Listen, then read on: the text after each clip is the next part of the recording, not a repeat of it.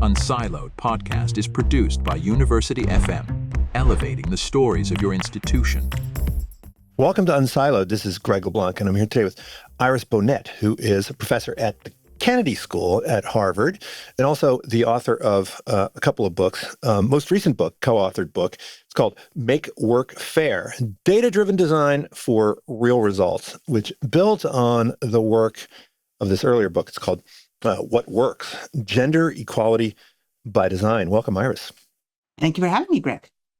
So look, this book is all about creating a workplace where everyone can thrive and flourish, right? And you call this workplace fairness. And you have a couple different definitions of fairness in the book. And I think one of them was, I guess it's related to fairness. This is more sort of from the business perspective. It's about getting the right people into the right jobs so that they can, do the right thing.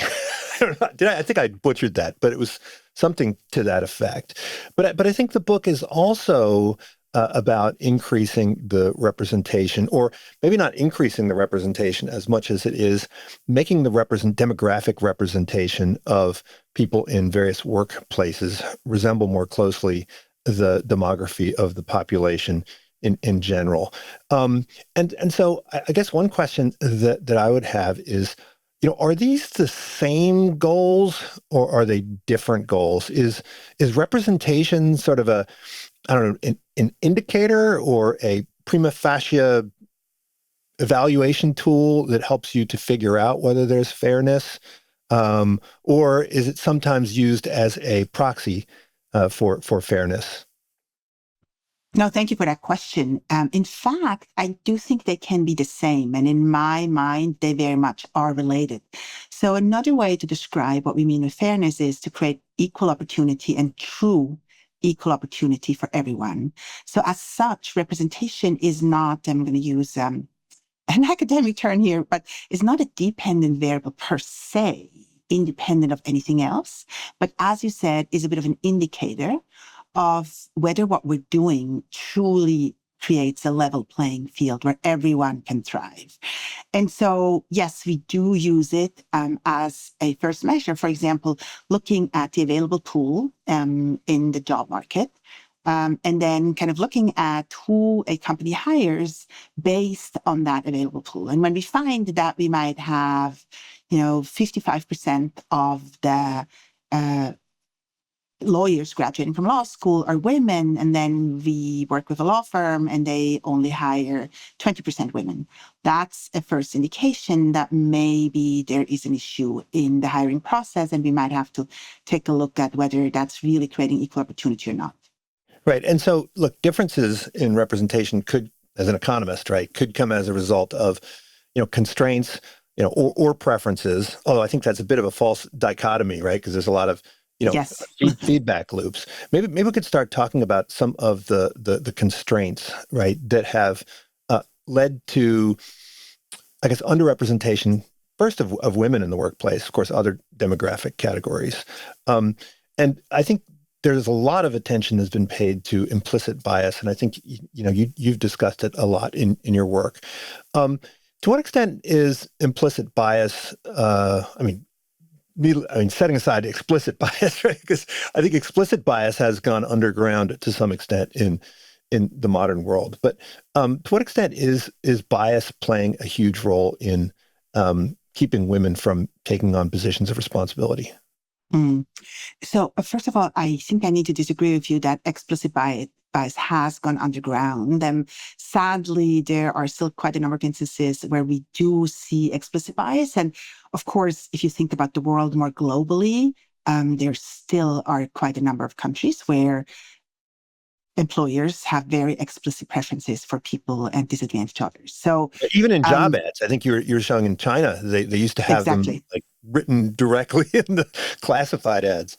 Right, exactly. So that's no longer legal in China either, but it used to be legal much longer than in the United States, where literally you would be very specific about whether you would look for a man or a woman for the particular job. And you could use very explicit language about how attractive they have to be or how tall they have to be. And so that is vanishing. But I just want to make clear, some preference, for example, there are worse examples than the work environment, which of course what we're focusing right now, but sex-selective abortion is still well and alive in many parts of the world. And so that's a very explicit way to discriminate against women.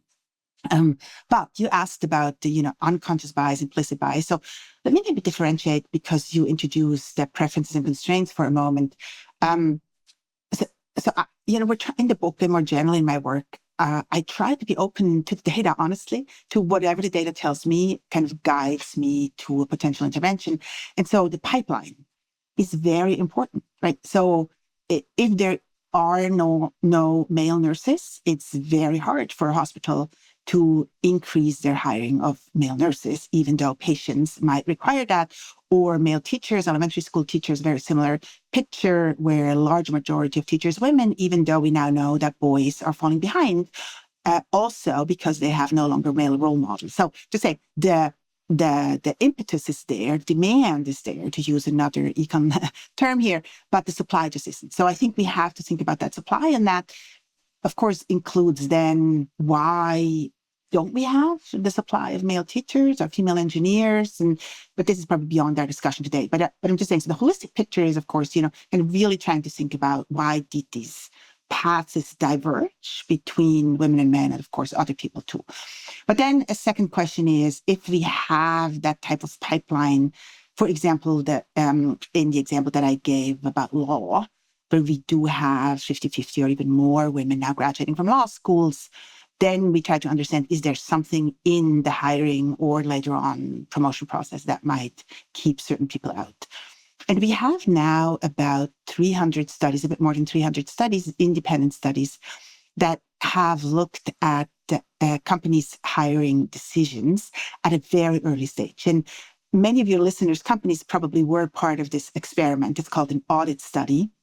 And what researchers do is they send the same resume, exactly the same resume, to a job opening. So they apply for a specific job, and then they change one aspect of the resume. And that could be the applicant's gender, could be implied race, ethnicity, could be something that is in the CV that tells me something about the person's religious backgrounds or sexual orientation, age, you name it, socioeconomic background, really on many, many different dimensions.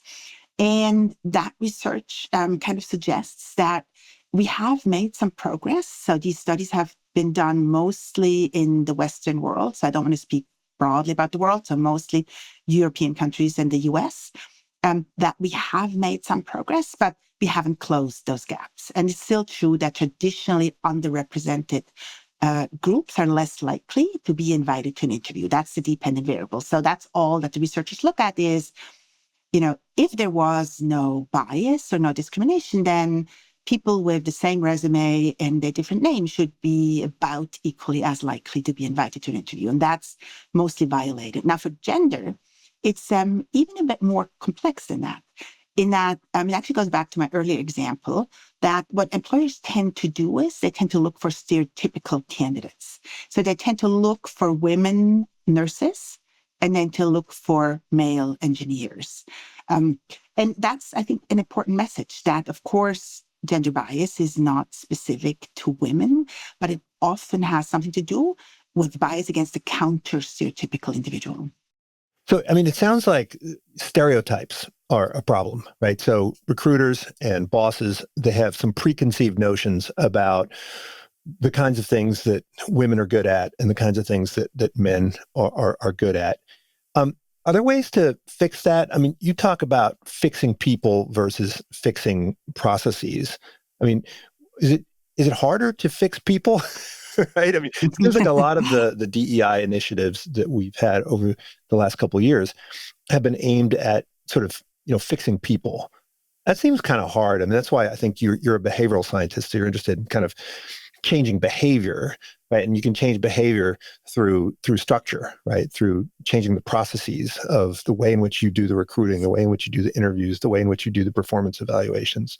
So what are some of the techniques that we can use, including the use of algorithms? Yes. Now, in fact, that is actually the core message of the book, that we should stop trying to fix people and fix our systems. And as you said, Greg, this goes way beyond a bias in terms of gender, race, or anything other in terms of demographic characteristics or social identities, but just generally in behavioral science, we have by now identified more than 200 different types of biases. It's incredibly hard to unlearn them. And so that's why many behavioral scientists, again, beyond the question of fairness, now focus on changing the environment. So basically making it easier for all of us to get things right. And that's the approach that we're using, actually in both books. And so how do we do that? Sadly, the evidence on diversity training, the traditional diversity training that many of us have participated in, is not encouraging. That shouldn't be your tool of choice. It's incredibly hard to have long-term impact. What diversity training can do is it can raise awareness in the short term, but then that doesn't mean that tomorrow or even in 3 months from now, you're able to do justice to the talent in front of you as a hiring manager. So in fact, if I may, I'm super happy to talk about structural interventions, but I'm now tempted to quickly tell you about a new diversity training that is not in the book yet, that we just tested and that came out in the scientific journal Science just a month ago. And what we did there was something that I kind of had given up on for a long time, because most of us researchers were like, well, we have almost 500 studies now showing diversity training doesn't work. We should really invest in something else. But given that so many organizations still keep doing them, about a year ago, 5 of us got together and were like, okay, can we basically throw behavioral science at diversity training and make it better? And so we did many things, but the 2 most important ingredients that I think our viewers might find interesting are, the first one is that many diversity training programs happen at a random moment in time, like during onboarding or always in September. So I think that's an issue, given that we know that the decay of any intervention is pretty steep. So you won't remember forever. And then secondly, they often are unrelated to the work at hand. So they have nothing to do with the jobs that I have to do tomorrow. And that really influenced our training intervention, where we focused on a specific job, namely hiring, on specific people, hiring managers, and even more specifically on the moment when hiring managers had to move people from the long list, which normally is created by some screening mechanism, sometimes an algorithm, had to move people from the long list to the short list. So that was the moment that we sometimes call the moment that matters, the moment that we intervened, and then the training targeted just that kind of job, nothing else. And it was 7 minutes long, it was a video, was delivered by a senior manager, and focused on basically 2 aspects. One, to remind the hiring managers of the values that this company is upholding, which includes equal opportunity. And secondly, reminding the hiring managers of the types of data that they should focus on when they are interviewing people. And that was primarily skills, and importantly, skills complementarity. So let's find people who complement the type of people we already have on our teams. In any case, we ran the experiment with a large engineering company. They have about 100,000 employees. They're active in more than 100 countries. And the 2 types of people they were hoping to hire more of were women. And secondly, non-nationals. That's a bit an unusual term, but they found in their data that, the Mexicans were hiring the Mexicans and the Swiss were hiring the Swiss, etc. And they thought that their hiring managers really didn't take advantage of the global talent pool that they had available to them. And that's what we found with the intervention. So it did help increase, particularly the fraction of women non-nationals hired. So I want to leave this with us kind of a bit as a bookmark, when we should totally go back to more systemic interventions. But for those of us who kind of, still feel training should play some role, and just encouraging us to make the training much more targeted and much more timely. So, have DEI initiatives become check-the-box exercises to some degree in some companies? Compliance, like, some of the security training that you have to do for IT. It's like, yeah, you do this thing, but it doesn't really have any lasting impact. Organizations, clearly, they're just performative. So no question. But the sad part is that I have worked with quite a number of companies now that really wanted to make change. So it wasn't just a check the box, it wasn't just compliance, it wasn't just performative, but they were using the wrong tools. And that's a bit my passion in life in many ways, to help organizations that believe in the value of equal opportunity, in the value of fairness, actually get there. Well, I mean, you advocate fairness as an independent objective, independent of profitability, right? So you said that most people, in order to get them to accept the notion of fairness, at least leaders, you have to make a business case for it. I mean, should we be thinking about fairness as an objective independent of business objectives? I mean, well, first of all, I mean, is there a trade-off here? I mean, is fairness good for business? I mean, one would think it is. I mean, if you're giving everybody an equal opportunity, that means that you're letting the people who are most capable of doing a good job have, the same probability of getting into the position, regardless of irrelevant characteristics. I mean, how could that be bad for business? Yeah, I think you just paraphrased something that I sometimes describe as there is no meritocracy without fairness. Right? We have to have that equal playing field to allow the best people to end at the top. And so I think meritocracy is a valuable goal to have. I don't think we have ever lived in a meritocratic world.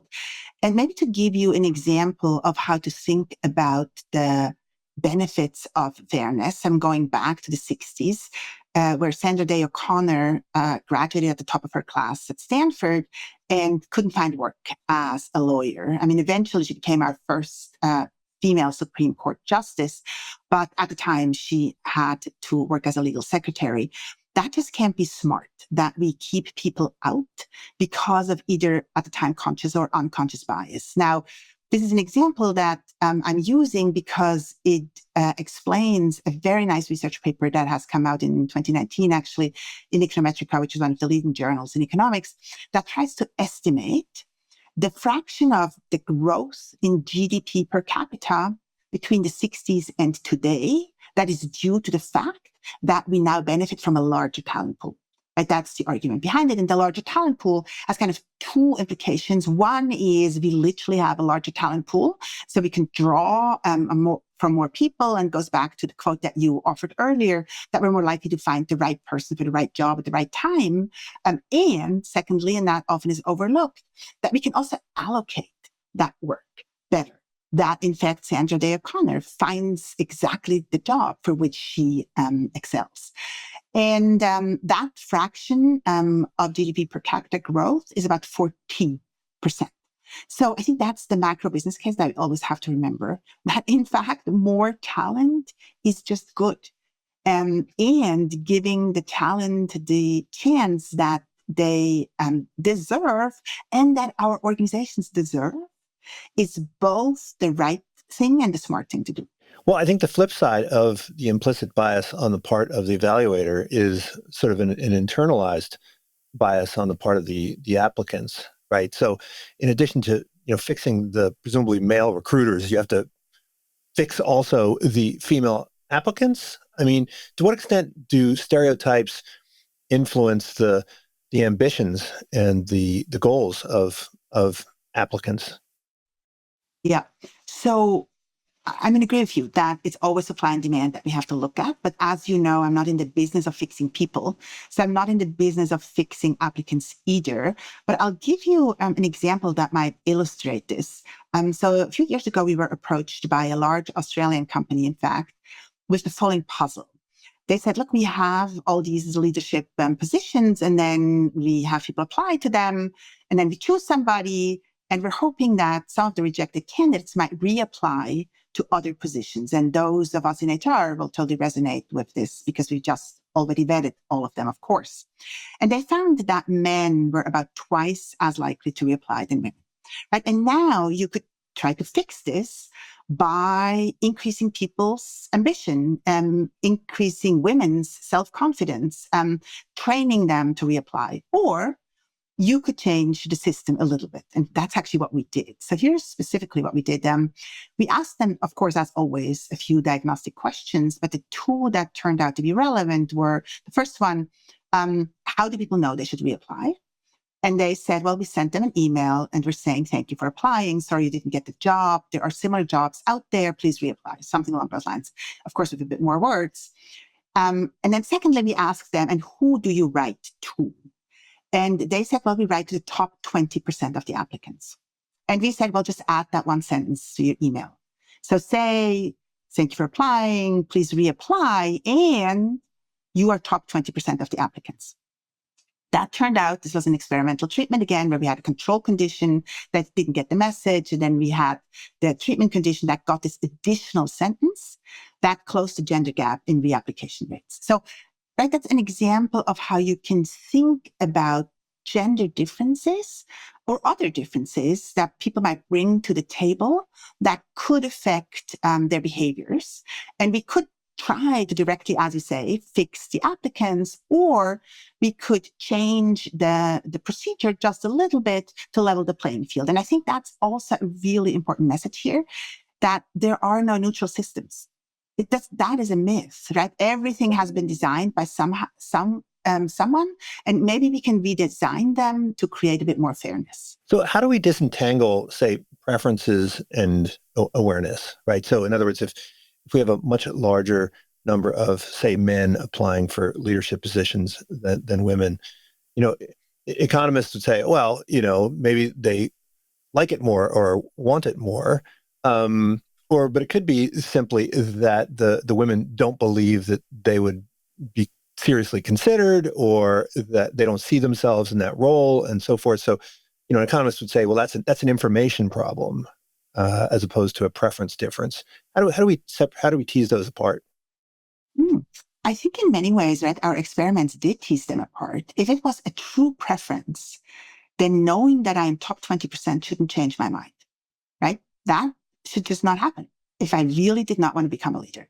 But given that women adjusted, that when they knew that they were top 20%, the gender gap in reapplications completely closed, tells me that this is due to gender differences in self-confidence. That women, and generally, by the way, this is not, so our experiment is the first one to show this for these types of environments, but we have other environments, such as negotiation environments more broadly, where we see that ambiguity in the system lends itself to us filling this ambiguity with stereotypes.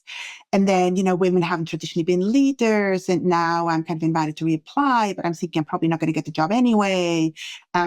So in that sense, I do actually think this experiment tells the story about preferences. This does not mean, Greg, that I don't believe in differences in preferences. I'm actually all for leveling the playing field and then let the chips fall where they may. Well, hold on a second. I just had a question. I'm going to delete this part. Let me think about it for a second. What was I going to say? I had a. Going to take a sip of tea while you were thinking. Yeah. That's good. If you edit this out anyway. Mm-hmm. No, I just had a brain freeze. So look, stereotypes often result from just our personal training data, right? So, if you see that most of the engineers on the team are men, then you sort of develop an association or a correlation. And so some would argue that one way to overcome this would be to simply expand the representation, right? So for instance, just, have more women engineers, and then that sort of association would go away. Is there a danger, however, that if you just expand the representation without thinking about the equality of competence and so forth, this could actually reinforce the association? Because if you, for instance, promoted people purely on the basis of their demographic characteristics, and it turned out that they were less well qualified, then people say, "Oh yeah, that's just what I thought," right? So how do we increase how do we leverage that associational intervention without exacerbating the prejudices that people have? Yeah. So let me maybe answer there's a lot of content going on in your question. So maybe I'm distinguishing between two questions. One is, does representation even matter? Yeah. So does it matter? Do I update my stereotypes when I see more of X? So that's, I think, one question that I'm going to answer. Like role models. I love this example in the book where Exactly. the president of Finland went into the kindergarten and the boy said, well, presidents are female, right? So that's his training data is very different from the previous generations. Exactly. And then maybe so why don't we talk about that question for just a moment, and then we'll talk about how do we get there, right? Because there's separate questions. So yes, I mean, the Finland example is a great one that we talk about in the book, but it kind of alludes to a more generic finding, and that is role models are incredibly powerful.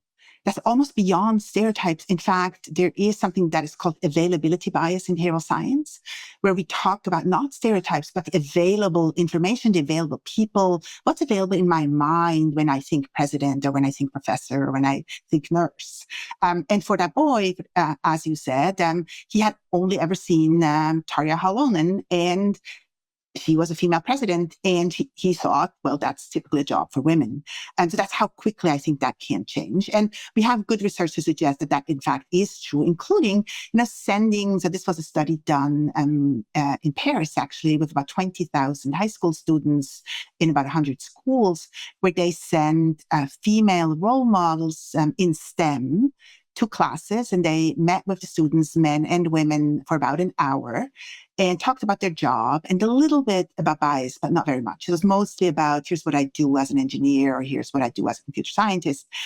And then the dependent variable was, were these girls, these were girls in 11th grade, were they then more likely to choose a STEM major at university? And that's what they found, which is really astonishing, right? This is way beyond majority of engineers being women, but this is total availability. Now I know somebody, and I know her story, and I know, and she is, inspiring, and I could see myself do that. So I absolutely believe role models are very, very important. And I sometimes call this seeing is believing.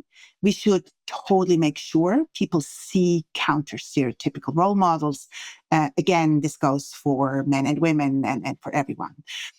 So now your question is, does that mean we therefore have to use quotas? For example, you didn't use the word, but for example, use quotas to increase the representation of the traditionally underrepresented. Yeah, or use say, differential standards, let's say.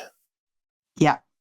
So as a behavioral scientist, that is not my tool of choice. So as a behavioral scientist, I feel that there are many other low-hanging fruit that would help us level the playing field and find the best people. So as of now, the evidence I have still is that people who should be in the job just based on meritocracy, that those people don't get the opportunity because they don't quite fit. Fit is also a beautiful variable that often is used in these hiring decisions. They don't quite fit Cultural because we don't quite think that a male nurse could be quite as caring as a female nurse. And we don't quite think that the female mathematician could think as straight as a male mathematician. So I don't want to exclude that we have to go to more drastic interventions at some point, but that's not where my work is. My work focuses right now really on leveling the playing field to give everyone an equal opportunity and then see where that might lead. But there might be some cases where it does make sense to have sort of differential metrics. Like, for instance, in the nursing case, right? If the patients have inbuilt biases about, what a care professional looks like, or if a student has some inbuilt biases about what a teacher is supposed to look like, then their reviews and evaluations are going to reflect that prejudice, right? So in that case, wouldn't we as an employer want to sort of, ignore those or adjust them, right, to make the workplace truly fair? Because if the performance is in some way objectively similar, but is subjectively different, then shouldn't we ignore the subjective metrics in some cases? Yes. Maybe we are saying the same thing, although, meaning it's still not a level playing field. So let me give you an example. So clearly, discrimination, for example, of professors, of women professors, particularly young women professors, has been well documented. So same material, some studies have used online teaching, sometimes in writing. So you really didn't know the gender of the person, you didn't see anyone, they didn't speak. And then the question was, how good is this course? And students agree that if then they were told this was a male teacher, they're more likely to think this was high value add. When it was a female teacher, was low value add.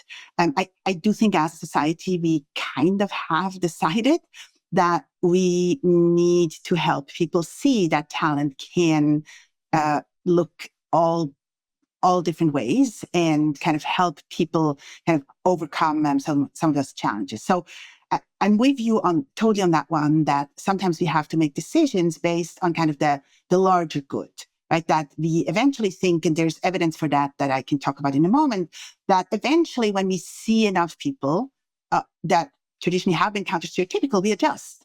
And we're like, wow, women can be great politicians. That's an example from India, where India was one of the early countries, in fact, to introduce quotas into politics in 1993, and amended its constitution with the provision that a third of village heads had to be reserved for women. And the beautiful part for a researcher was that the third was picked randomly out of a hat. And so by now we have more than 20 studies kind of looking at, does it make a difference? And, many different things have evolved, and it does make a difference. But the one thing that I want to highlight here is that it wasn't the first woman who made people associate leadership with women, but the second. So it didn't happen overnight. So you see a female role model, or you see a female mayor, pradhans in India, that doesn't make you change your beliefs about what a successful politician looks like. But in towns and cities that have been exposed to at least 2 women leaders, these beliefs are starting to change. So in that sense, I absolutely believe we need, more male elementary school teachers and more female mathematics professors. Now, where this gets complex is that what sometimes has been referred to as discrimination from below is real. And so one of the studies that we discuss in the book is with a European manufacturer, a large European manufacturer, that found that women were shying away from the first leadership opportunity that they were given. So these were people, not necessarily the first promotion, but the first promotion that led to responsibility for a team. And one of the main reasons was that these women would say, well, we're such a heavily skewed company. The team is most likely to be all men. And my impression of this company is that men don't want to listen to a female leader. I'm happy to be promoted, I'm happy to have more responsibility, but I don't think in this organization I can lead a team successfully. And I think that is real, right? That is real. So the costs of those types of perceptions fall not just on society or an organization that wants to benefit from the talent pool, but also might lead people to exit because they feel like they can't do their best work. Yeah, I worked at a restaurant when I was a teenager, and the clientele was mainly old people. It was in a suburban area, and they seemed to have a preference for these old white male waiters, right? and the maitre d' was insistent that no, we're going to hire waitresses, and we're going to hire black waiter, and I don't really care if the customers don't like it, right? These are good. I'm going to evaluate them. Are they a good waiter? Like, do they do customer service? And it wasn't a quota. It was just, I'm going to evaluate the quality of their work. And if that results in differential customer satisfaction, and that differential customer satisfaction can be traced to their prejudices or stereotypes, like I'm going to ignore that, right? And so it seems like that's a case where the fairness objective does come into conflict with the business objective, at least in the short run, at least until these customers can sort of get used to the idea and maybe perhaps change their preferences, or maybe we replace the customers. think there's actually evidence for that can happen, right? That if you have different waiters, for example, and waitresses, you might attract different people who might not before have joined the restaurant. So I think it's an interesting question whether the business case, as you said, the long-term, short-term business case wasn't there or not. But Greg, I'm totally agreeing. I don't know whether that's what you're saying, but I want to make clear that I come across as saying two things. One is often there is a business case for fairness. That's the example that I gave about larger talent pool, US growth, highly benefiting from the inclusion of women and people of color specifically. And both can be true at the same time. And at the end of the day, we did not do away with child labor because we didn't think that these little fingers weren't great at making carpets.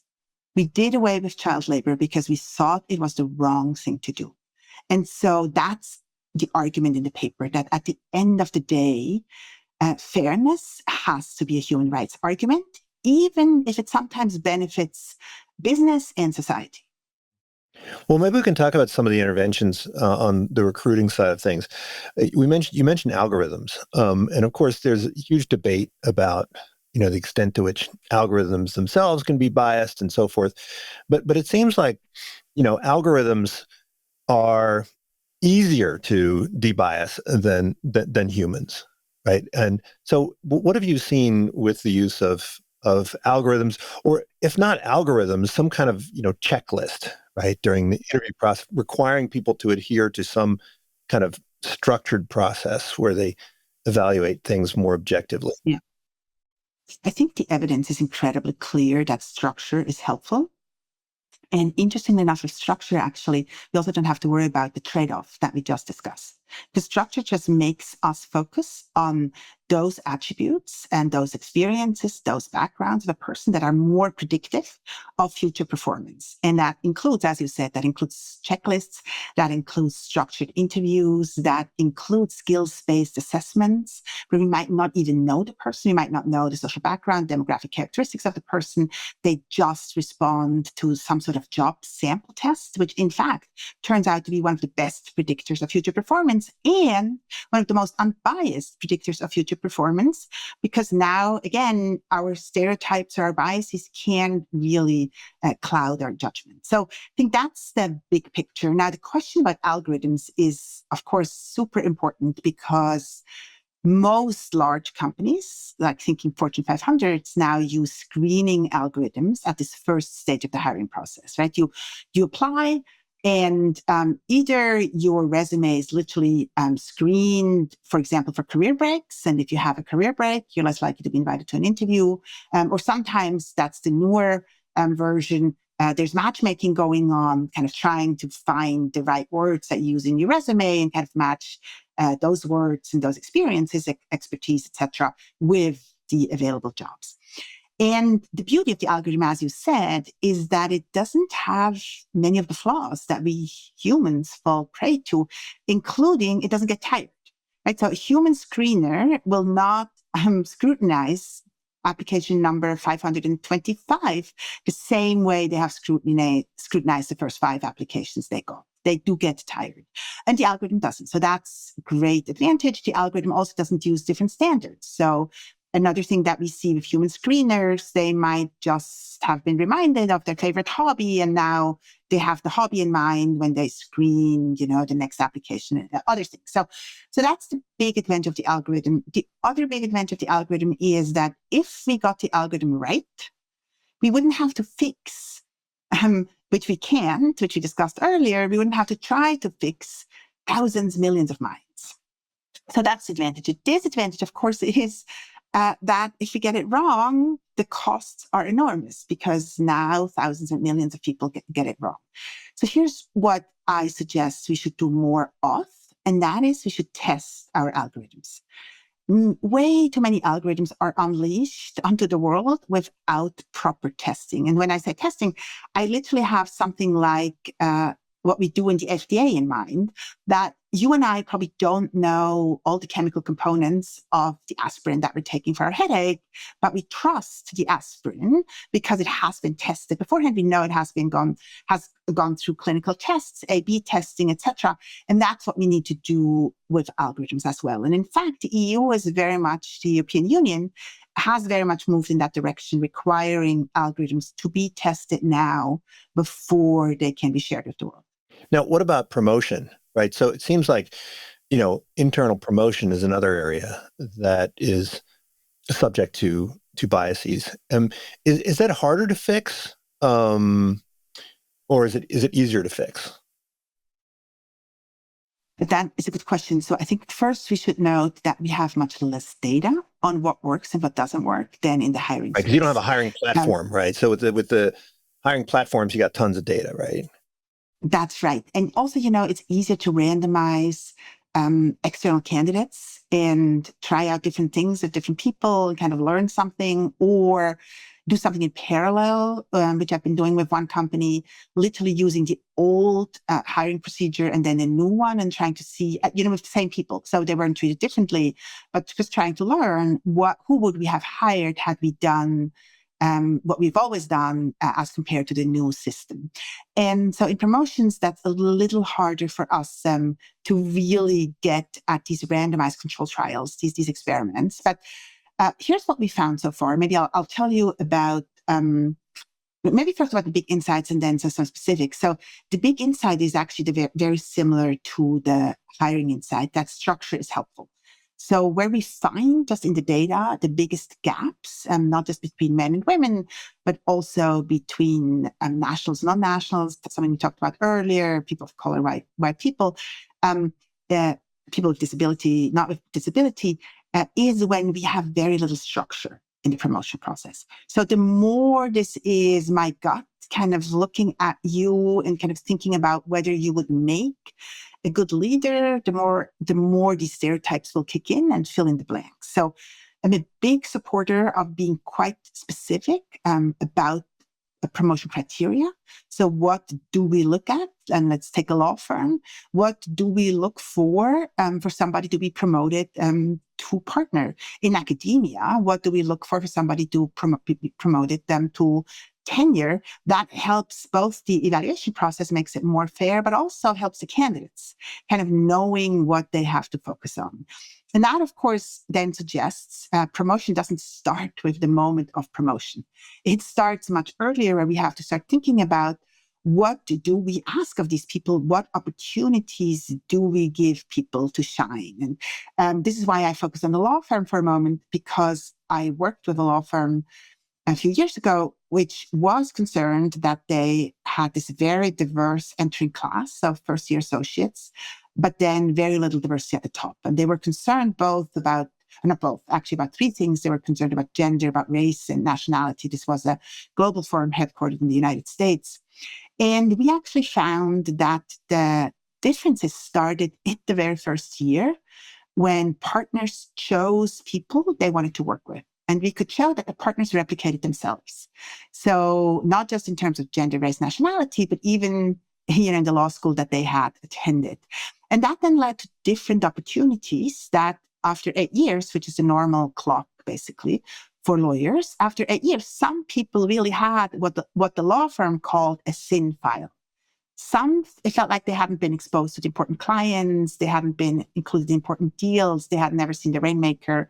And so what this firm ended up doing was to centralize work allocation in the very first year, and then actually monitor over the years what opportunities these lawyers were given. So I think the big message here is structure. Very helpful for promotions as well. And a promotion decision doesn't start, with the 2 days when these partners, for example, excused themselves and looked at all the associates, but it starts in the first year. Well, I think a big part of your project is to convince employers to treat all of their employees in the same way. But there's also situations where you want to treat them differently, right? That fairness requires differences, right, in terms of work environment and so forth. So for instance, if you say everybody has access to the same desk, well, if you're handicapped, that's not fair. You need a different desk. I have colleagues at the university who are upset, female colleagues who are upset by the fact that we offer paternity leave that is equal to maternity leave. And that's because the women during maternity leave primarily spend time with their children and the men work on their papers. And so they found it easier, the men find it easier to meet the tenure requirements as a result of having children. But the women, it doesn't make it any easier for them to meet the tenure requirements. I mean, under what situations should we be, recognizing differences and having different treatment in order to get fairness? Yeah, it's a good question. So maybe in contrast to you, I feel that in maybe 98% of the cases, we should treat people equally. That doesn't mean not taking differences that people might bring to the table into account. And disability, I think, is a very good example where the London Olympics, a few years ago, I don't know, like 15 years ago, were the most inclusive Olympics ever. And they, of course, had people of disability as part of the organizing team, kind of thinking about, are these flower arrangements that we might have in front of seats, are they lovely or do they obstruct some people's view? And do we need ramps? And where do we need ramps? And so they changed actually the system for everyone. And so they didn't treat, there are flowers here, but no flowers there because they obstruct some people's view. They just had no flowers. The ramps, there were ramps everywhere. So some people had, suitcases to roll up the ramp. Some people brought strollers to roll up the ramp. Some people were in a wheelchair and used the ramp. So I think very often thinking, I'm all for including the differences that people might bring to the table. But, the desk that you mentioned, why don't we have flexible desks? Why don't we have adjustable desks? It's not very expensive. There's also different heights of people. Some of us need, actually, that's a big thing now at my workplace, ergonomically, higher, lower tables. So generally, that's what I'm saying. I think we are too concerned about treating people differently, but we should inform how we treat people by the vast experience that people bring to the table. Yeah, I know you began the book with the story about the crash test dummies, right? And, yes, all of the cars were crashed using a crash test dummy that was modeled after the average man. And so they remedied that by also crash testing it on the average woman. But I mean, if you're not an average man, or not an average woman, you're still like, hey, wait a second, what about my crash? Do you think that we, in our movement towards fairness and inclusiveness, do you think that these demographic categories that we focus on so much now will recede into the background? We think about Netflix. I always talk about this in my class, how Netflix says that old demographic categories are irrelevant, right? So they don't target, this is a movie for women or this is a movie for men. They think the target is the segment is one, right? Every individual is treated as an individual in terms of their recommendations and so forth. Do we want to move to a world where we have that level of granularity, of understanding the individual employee and treating them as individuals, and maybe these, male, female, black, white, straight, gay, these sort of crude buckets that we tend to look at will ultimately become less important? interesting question. I think it's both are probably right. In fact, so for example, in the book, we talk about anonymized and resume audits, right? So where we remove the name and other characteristics. And so I don't know who you are. And I'm actually quite a big fan of blinding ourselves to people's social identities or demographic characteristics. So I think in some ways I'm completely with you. And I'm also with you in terms of, culture, in that if we see the person, rather than the group that person is part of, that is actually one of the winning strategies. So the winning strategies are how we have to go beyond these subgroups and either see somebody as an American or a whatever, just get a bigger group that is not my particular subgroup. Or we see them as a person, just as a person. So that's definitely where that research is going. And so in that sense, I'm completely with you. And also, that's where I might be disagreeing with the colleague that you have mentioned before, who has complained about the absence of maternity leave. I'm a big proponent of parental leave, not because I don't actually know the research. There is some research, including in academia, that men use parental leave very differently from women, but because there's so much evidence that employers will discriminate against people who take maternity leave, right? If this is just women, then they are more costly for the employer to hire, because you already know in some countries, you might not have them for a year, for 2 years, for 3 years. And that's costly to the employer. So actually equalizing the playing field in parental leave and take-up of parental leave is important. So again, I don't actually want to differentiate between men and women specifically, or people of other genders. Now, that's all for let's do away with these social categories, as we sometimes call them. Now, where I kind of have to go back, as I'm saying it's both, where I have to go back to social categories is your example, of Netflix, or even just think media, film, what we watch. It does matter how many men and women we see on the screen. And it does matter in which roles we see men and women. And it's not just men and women. It's also, for example, gender, race, intersectionality, or it is gender, age, intersectionality. I'm thinking of age right now because a recent study for German TV has shown that the proportion of men and women on German TV has actually pretty much equalized, but not for more senior people and older people. So for men and women over 50, you see many, many more men than women, for example, on the screen. So I think in some, because role models are so important and seeing is believing, both can be true at the same time. We need parental leave that doesn't discriminate between men and women. And sometimes we need to show people a role model because they're more likely to associate with people who look like they do. Yeah, but I'm saying there are these underlying characteristics. So, for instance, going back to the study about how women were less likely to apply for these roles unless they were informed that they were in the top 20%. My guess is that there are some men who are similarly, in need of those reminders, and there may be some women that are not in need of those reminders, but that these characteristics may be disproportional in, say, women as opposed to men. I mean, I was in a faculty discussion at my university a couple of years ago when we were discussing why there were so few women on the faculty at the time. And the discussion revolved almost entirely around implicit bias, and said there must be some implicit, bias going on. That must be the explanation. And, I was thinking maybe it's more about the culture. I mean, there's a culture that's very competitive. It's not collaborative. It's very antisocial. There's no, community. There's service is not rewarded. But that doesn't just deter women from applying, but it also deters men who value those things in the culture.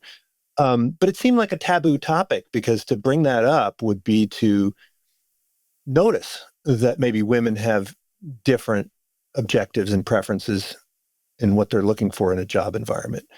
So we couldn't talk about it. But I mean, do you think can we talk about that now? I mean, is that something? Is that less? Is that no longer totally. Taboo? I mean, these are. I mean, I'm going to do my advanced econometrics here. Then these are overlapping distributions. Yeah. Right, and that's what I'm trying to say. There's a mean here, and then there's the male mean, and that might be slightly different.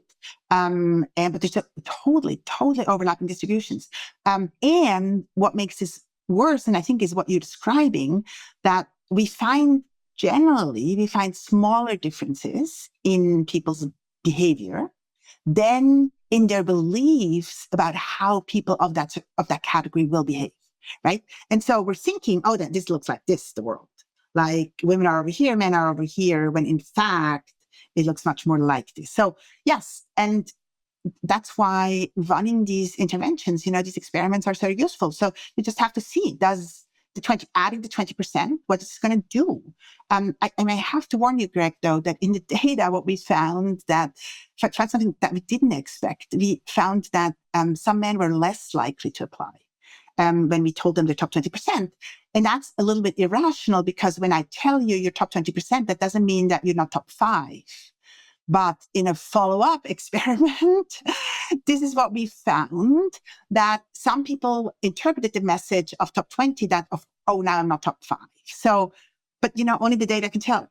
Right. So their priors were different, right? And so their priors were different. They're slightly, more confident than others. But again, in a rational world, when I tell you you're top 20%, I'm not telling you you're not top 5.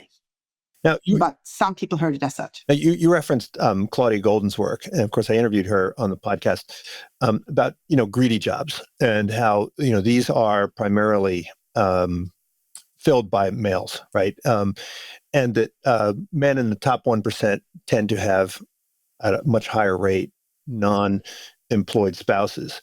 And so, if companies want to have more female representation in senior positions, to what extent do they need to change the way they organize the work? I mean, you pointed to the examples of the pharmacists, and I think veterinarians is another case where the demands of the job have changed to recruit more women, right? To appeal to more women, to think seriously about what they're looking for in the workplace. To what extent do we need to take seriously what people are looking for in a good job? Yeah, it's such a good question. And Claudia's work, of course, is so important. I mean, she calls this greedy jobs, the jobs where you basically have to be available 24/7. That's consultants and investment bankers and some doctors. And so she argues that those jobs attract people because they over proportionally pay for the additional work that you do. So if you work more than, let's say you work 80 hours rather than 40 hours, you don't just get double the pay of somebody who works 40 hours, but you get maybe triple or 10 times the pay or 100 times the pay in some extreme cases, of course. And then that leads to work allocation between the primary breadwinner and the secondary breadwinner, such that the primary breadwinner, right, works 80 hours and the secondary breadwinner might not work at all, or might work part-time, or might work in a job that is super flexible and lowly paid. And that contributes to the gender gap that we observe in the world. And so, yes, her argument very much is that we have to change how we organize work to truly equalize the playing field for everyone. And that doesn't, by the way, we're focusing on men and women here, but we find the same in same-sex couples. So there's nothing specific here, again, about men and women. It's just the primary and the secondary breadwinner. Well, also, I mean, there's plenty of men that don't want to make that kind of sacrifice, right? There's plenty of men who are like, I'm not going to, give up that time with my children. Right. Because there's, in addition to the wage gap, there's the spending times with kids gap, and men are on the losing end of that one. No, absolutely.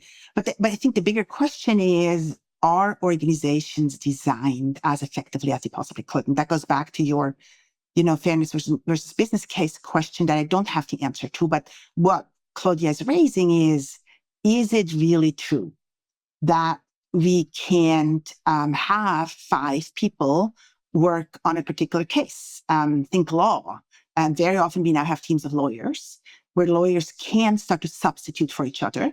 And once in a while, you might need the one particular lawyer that has the one particular expertise, but the team movement kind of saying, okay, we don't just allocate, Susie to client A and John to client B, but we're having Susie and John kind of work with both of these clients, so they become substitutes, and they can, in fact, work more flexibly and can take time off and don't have to work 24/7. I think that's the question that she's asking. And is it in fact smart? She asks both questions, right? The fairness question, of course, is obvious to us, but she also asks the smart question: is it smart that we have created a world where some people work 80 hours and other people work 10 hours? And is that the kind of world that maximizes profits for organizations? Yeah. Just imagine the one partner has an accident, disappears, then all that knowledge is gone. So I'm just saying there are economic arguments also to rethink how we structure work. Yeah. However, I'm concerned it might actually be going in the other direction. I've talked to a number of people who say that with AI, we've moved from having 10x coders to now we have 1,000x coders, right? There's going to be even greater sort of disparities and benefits to folks just working extreme hours if they're really, really, really, really strong as performers.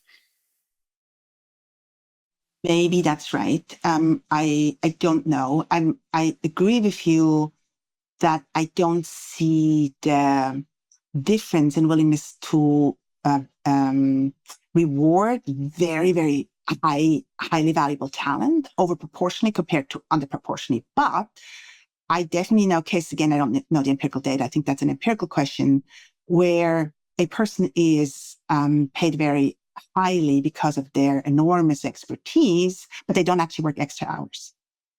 And I think the tech sector is an interesting place to look, where some people are rewarded for the benefits they bring to the company, and they still have surprisingly normal, I'm going to call this in quotation marks, hours. Yeah. Now, to what extent do we have something of a composition fallacy, right? Where every company is trying to improve their representation, but the pool might not be big enough, right? So, if for instance, I've experienced this where I try to have 50-50 male-female representation on, say, a panel, right? When I'm organizing an executive education program, right? I want to do 50-50. The problem is that, particularly in the areas that I'm organizing these panels on, like venture capital and startups and, AI and so forth, the relatively small number of women who are in these fields, when I contact them and ask them to be on these panels, they're like, look, I've got 1,000 people asking me to be on these panels. And then I call one of the men and they're like, oh, great, you're the only person calling me. So, it puts a lot of pressure on these women. And then if they do respond positively and join these panels, then that means they're taking time away from their jobs, which is going to affect their performance, which could reduce the number even further, right? So for people like myself who are trying to, make this happen, it seems like we're caught in a difficult situation. And if we want to have 50-50 representation, then we have to have sort of the, top tier men and then maybe the bottom tier women. And then the people at the attendees would be like, wait, why are these women here? Like, they're not at the same level as the men. And then that reinforces their prejudices. So, the problem, of course, is the pipeline is, I can't fix the pipeline on my panel. And I think the same is true for all of our departments that are trying to, recruit women to our faculty in certain domains, that we just don't have, and minorities, like we just don't have the numbers. And so Harvard's fighting Yale and Yale's fighting Berkeley. And, we're all, we can't do it all together. We can't all do it. Only the very, very wealthy, Harvard and Yale can do it. And it's poor state schools are in trouble. Yeah. I think that brings us back right to the beginning of our conversation, where we talked about whether representation itself should be our primary objective here, and where we already talked about the pipeline. So in the book, we propose a concept that we call proportional representation, which is proportional based on the available pool. That doesn't mean that we shouldn't also work on the available pool. I always have to add it as a secondary sentence, but I totally get what you're saying, that if we have few male nurses and few female mathematicians, we can't assume 50-50 representation. But that then leads to the question, why have we ended up where we have ended up? And is there something about our schools and the socialization earlier on? And are we really creating equal opportunity for everyone? The second comment I would like to make is, there are jobs and jobs. So I totally get, there used to be academic dean at the Kennedy School. So I had your problem. As in, on every search committee, we wanted to have people traditionally underrepresented, but then we overuse them, and that doesn't advance their careers, as you said. Non-promotion, what is it? Non-promotable work? I love that. Non-promotable work. Exactly, that's where I'm going. That's exactly where I'm going. These are non-promotable tasks. And then there are other tasks that are totally promotable, right? So I'm now thinking about the other example that we give in the book on the 50-50, the Equality Project that the BBC introduced, where they set themselves a goal of having 50% women as experts on the BBC shows. And that, of course, is great exposure, right, for these experts. And so that's not a non-promotable task, that's a promotable task. So I think that's important to think about. But then on the non-promotable tasks, and maybe that's what we can end with, I do like the Kennedy School system where we give points also for non-promotable tasks, where we have a whole work system where we wanted to make visible that some of us just do more service activities. And that's not necessarily men or women, but just some people do more service activities and therefore they can do less research. So those service activities should be tradable. Right? It just shouldn't be a world where some of us spend 80% of our time on non-promotable tasks and others spend 80% of their time on promotable tasks, but where maybe we're all expected to do 30% of our time non-promotable work, but that non-promotable work then is accounted for. And once you have basically met that expectation, the academic dean like myself shouldn't ask you to do more of those non-promotable tasks. I totally agree. Iris, thank you so much for joining me. This latest book is called Make Work Fair. Don't forget this one, What Works? Gender Equality by Design. Thanks so much. Thank you much for having me, Greg. Unsiloed podcast is produced by University FM, elevating the stories of your institution.